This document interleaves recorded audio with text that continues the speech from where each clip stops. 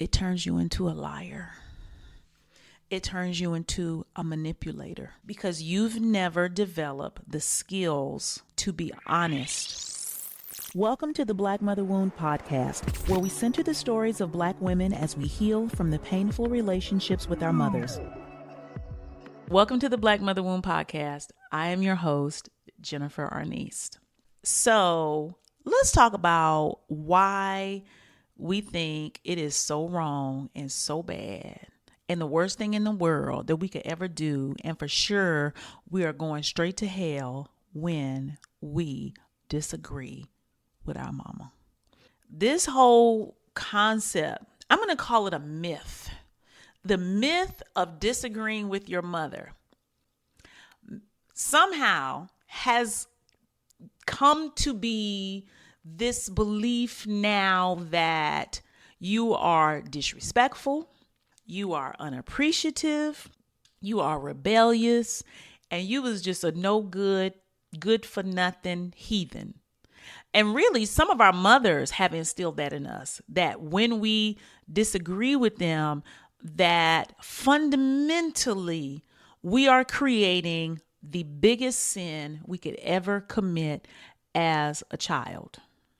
And that is really jacked up because it teaches us not to learn to listen to ourselves. And remember, your mother wound is all about not having autonomy over your mind, your body, your emotions, your spirit.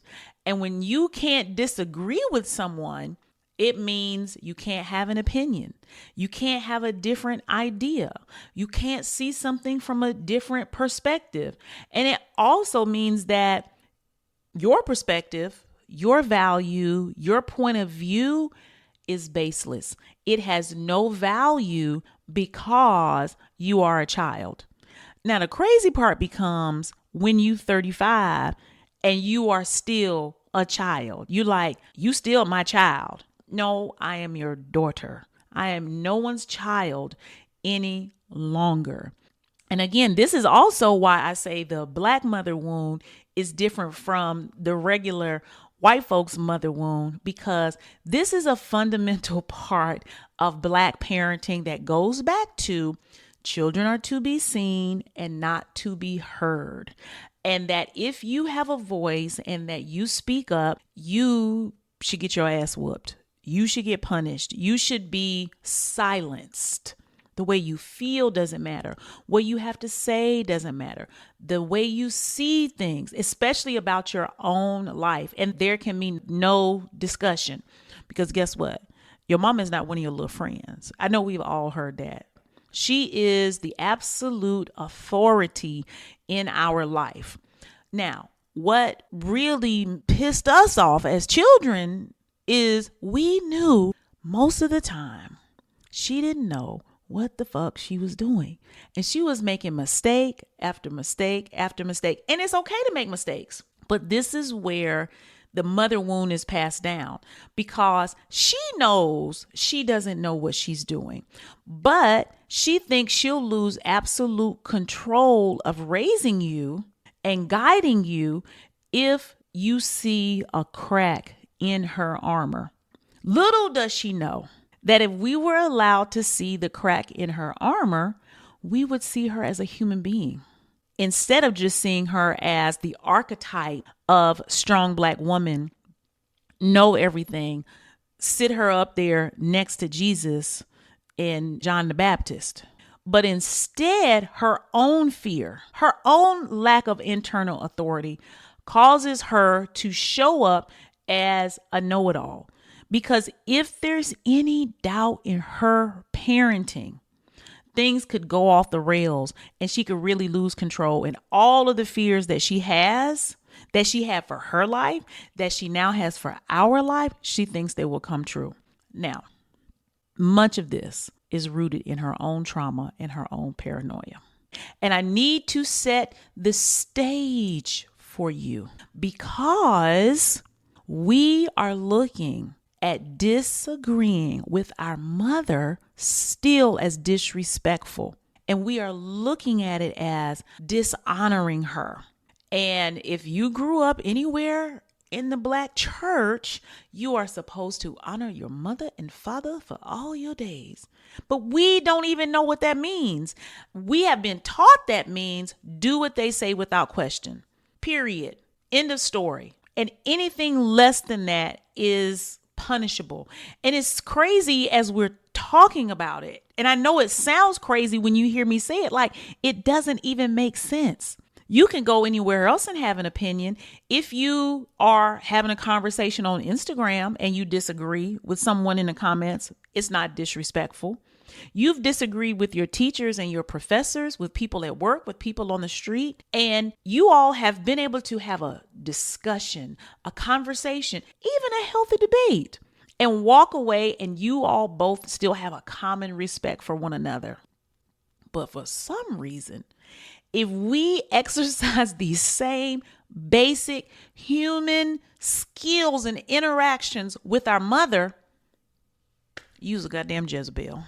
I'm sending you to stay with your daddy. Go to your room. Don't say nothing else to me. You're getting slapped across the mouth. It's so irrational. But because Black culture also endorses this, it shames us. It shames us into silence.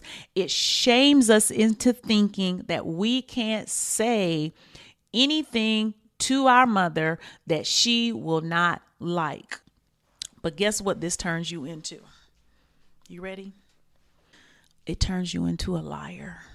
It turns you into a manipulator. Because you've never developed the skills to be honest and to express who you are and to show who you are authentically. You've had to tiptoe around for your survival. You've had to connive. You've had to backdoor your way into getting what you wanted because that's the only way it would work. So now you're out in the world doing the same bullshit, and now it's turned you into a liar, a sneak, a cheat, a manipulator, and a whole fucking scaredy cat. And you want somebody to save you and nobody is coming. So I'm trying to first explain how it's showing up in your life and make that the most important thing. I don't want the most important thing, and I'm going to get into this, how we can be respectful, how we can honor her. How do we deal with feeling guilty and her feelings being hurt and the rest of our family being mad at us? No. Because that is what's most important to you. That's what you've been taught is supposed to be most important. But what you first got to be very aware of is how this behavior is showing up in your life and it's fucking you up. And you wondering why you can't get the things you want to have. And it's because of this one thing right here. You being taught that disagreeing with your mother is disrespectful and it's dishonoring her. And we are going to break that shit down today because enough is fucking enough. Because the questions I get are, how can you respectfully disagree with your mother? Like, just think about what you're saying. You're not saying, how can I effectively disagree with my mother? How can I disagree with my mother without becoming too emotional? How can I disagree with my mother and stand my ground? How can I disagree with my mother and hold to my integrity? What most people want to know is, how can I disagree with my mother without making her upset? Because nothing matters more than appeasing her, appealing to her, and having her approval. Because without it, I am nothing. I have nothing. I know nothing. I am nothing. I am ungrateful and disrespectful. And I will be seen and judged as so. And I really care about what other people think about me. But what do you mean by respectful? Y'all are saying respectful, but that's not really what you mean, because to respect someone is to see them in a high regard. It doesn't mean that they get their way. It means that I treat them fairly.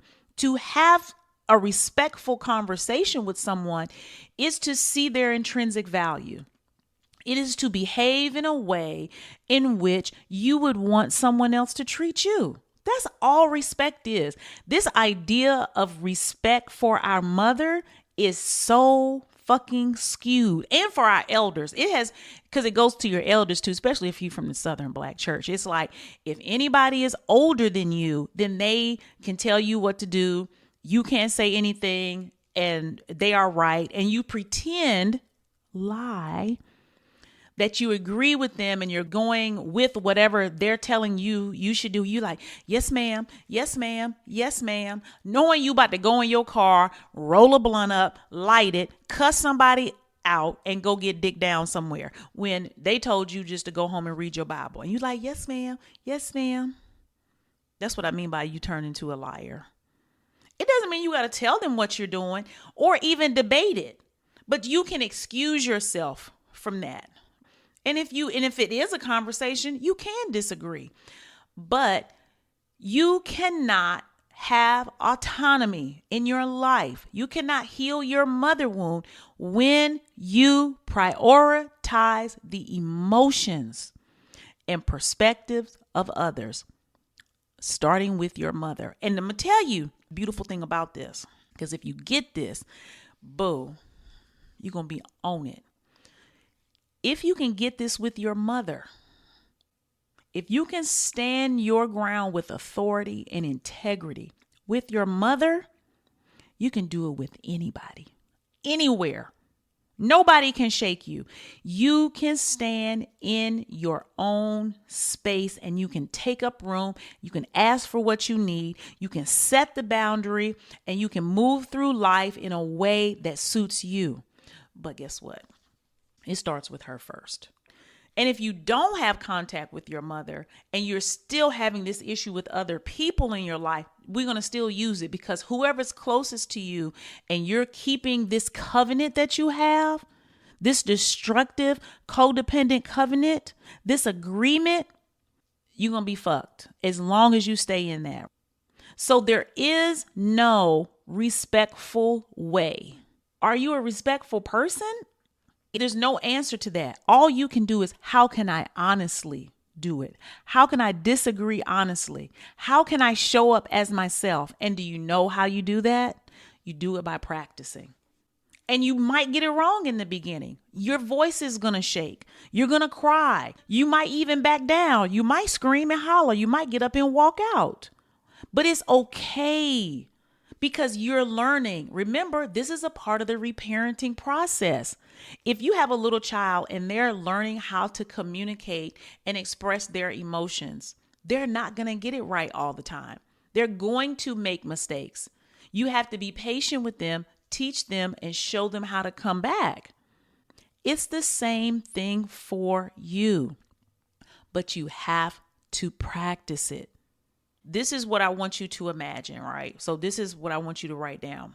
If there are some conversations that you know you need to have with your mother, right? If you're in contact and in relationship with her and you're worried because you know it's going to be a disagreement, it's going to be a fight, different things like that. It might be, a boundary you have to set. I want you to write down what's the worst thing that can happen, because that's what you're trying to avoid. You're trying to avoid the worst thing that could happen. And I want you to go down the rabbit hole. Well, the worst thing that could happen is she stopped speaking to me. Okay. And then when she stops speaking to you, what will happen? What will that mean? Oh, my family members are going to call me and they're going to be like, why did you do A, B, C, and D with your mother? Why are you acting like that? They're going to do that. And then what's going to happen? Okay, now you have to disagree with them. Okay, when you disagree with them, they might stop speaking to you. Okay, then when they stop speaking to you, then what happens? Well, we have an event coming up, a family event. And if they're not speaking to me and I go to the event, then it's going to be awkward. Okay, well, then what happens? Like, you really have to think about that, because for many people, their tribal family structure is the one that they depend on the most, and they're in a tribe. And you have a way that you show up, and you're afraid to step outside of that. But like I said, you cannot heal your life without your life changing, which means you have to do things differently. You're going to have to disappoint them. You're going to have to disappoint them all, boo. Everybody. You're going to have to pick yourself first and let the chips fall where they may. And you're trying to control the outcome. And of course, I get it. That's what we had to do as children. We had to think 5 or 10 steps ahead of what people were going to do so it could turn out in a way so we would be safe and still get our needs met. But now I'm trying to tell you, you have to start meeting your own needs. Last week's episode was about meeting your own needs, because even if you agree with your mother, even if you agree with your family, you're not really going to get your needs met. They're not meeting your needs. You have just squashed them down, and you're over there sitting in the corner pretending that they like you, when they really don't fuck with you like that, unless you show up the way they want you to show up. So this whole respectful thing, this whole honor, how do I honor my mother and still assert my independence and autonomy?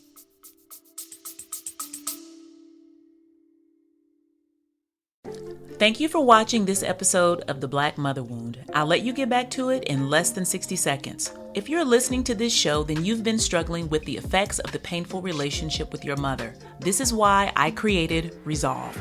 It is a 6-week group healing program for Black women who are finally ready to heal their mother wound, but need support, guidance, and a safe community to do it in. Whether you're struggling to accept your mother for who she is, trying to make peace with the past, or learning how to build a loving relationship with yourself, Resolve is the answer. Imagine making decisions that are best for you without feeling guilty.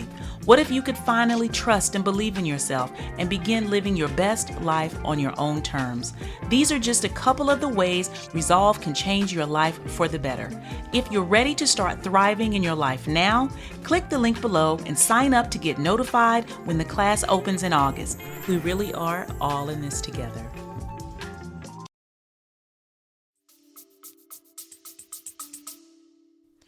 Why would someone who loves you and cares for you not want you to be independent and autonomous? And how is you being independent and autonomous in contrast to honoring your mother? I want you to really think about that, because we've been bamboozled. I feel like I'm like on my soapbox right now, because I really want to scream and I want to line everybody up and just slap everybody back and forth, including myself, because it took me so long to get this. And trust me, I understand what it's like when your throat locks up and you want to say something, but you get there and it freezes and you like, oh, I'll say it next time. And then you go home and you sitting in the car and you mad and you thinking about it and you ruminating over it week after week. I can't believe she said that and she did that. And I'm going to ask her why she was acting like that. All of this when you just going to have to rip the Band-Aid off. These conversations are not about trying to get her to admit she was wrong. I know I sound like a broken record, but I got to keep reminding y'all of that. This is not the conversation. Now, if something comes up and she does talk about what a wonderful mother she was and she did this and she did that, and you can be like, no, according to me and my memory and my lived experience, and if you want to say it, I respectfully disagree with you. This is the thing about me. I don't argue with nobody. I can tell you I disagree with you, but you don't have to agree with me. I'm not going to try and make anybody see my point. To me, that's my superpower. It's really how I keep my peace. I am not going to try and make anybody agree with me or see my point. But you will know that we are not in agreement. And we don't even have to talk about that shit anymore. But it is on the record. that I disagree. I don't even have to tell you what my perspective is. Actually, that's where y'all be getting it fucked up. Y'all be trying to have the conversation because you are still trying to change your mother and you're trying to get her buy-in with whatever it is you got going on in your life.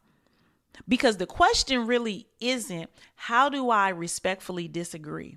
How do I honor her while asserting my independence and autonomy?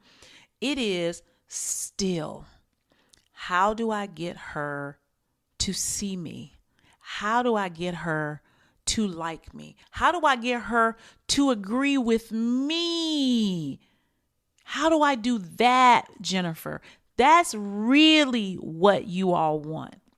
And that's still manipulative because she's on her end trying to make you see it her way, and you on your side of the fence trying to get her to see it your way.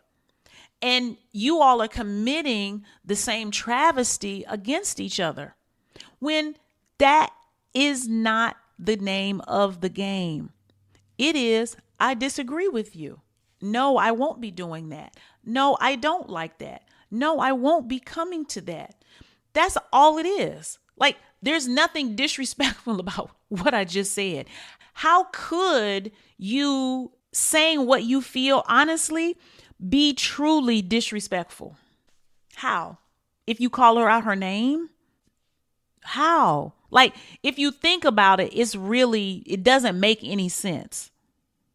So I need y'all to really listen closely to what I'm saying. It is okay, and you have permission to disagree with your mother. In addition to that, she doesn't need to agree with you either. And the more you practice healing your mother wound, the more you attune to your own unmet needs, the more you reparent yourself, the less you will need her validation and her approval, the less what she thinks matters to you about who you are, because now you're developing your own authentic identity and you holding yourself down. You're not waiting on her to say that you exist. You know that you exist.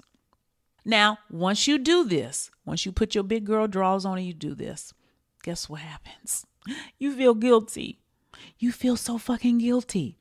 Feeling guilty and being guilty are not the same things. Feeling guilty, it's a feeling.